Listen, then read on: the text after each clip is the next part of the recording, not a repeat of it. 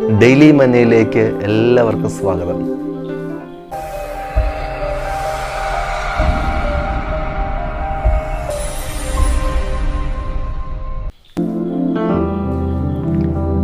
ഒരിക്കൽ ഒരു മലയുടെ താഴ്വാരത്തിൽ ഒരു മനുഷ്യനിതാ കടന്നു വന്നിരിക്കുകയാണ്.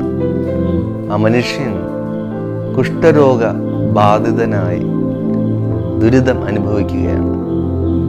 അന്നത്തെ ആളുകളുടെ മധ്യത്തിൽ നിന്ന് പുറത്തു പോയി താമസിക്കേണ്ടി വരുന്ന ഒരു അനുഭവം. ഈ മനുഷ്യന്റെ ജീവിതത്തിൽ ഒത്തിരി സ്വപ്നങ്ങളും ആഗ്രഹങ്ങളും ഒക്കെ ഉണ്ടായിരുന്നിരിക്കാം.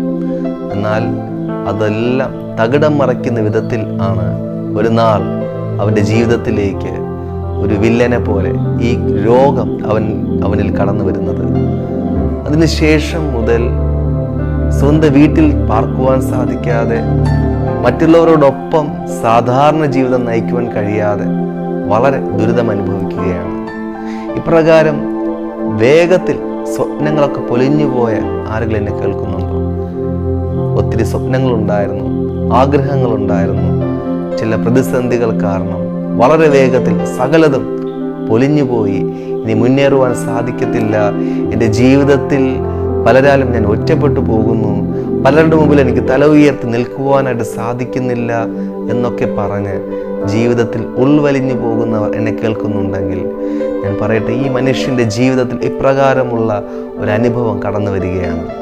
അവനിനി എങ്ങനെ മുൻപോട്ട് പോകുമെന്ന് അറിയാതെ വളരെ ഭാരത്തോടു കൂടെ ആയിരിക്കുന്ന സമയത്താണ് ആ മലയുടെ താഴ്വാരത്തിലേക്ക് കർത്താവായ യേശു കടന്നു വരുന്നത്.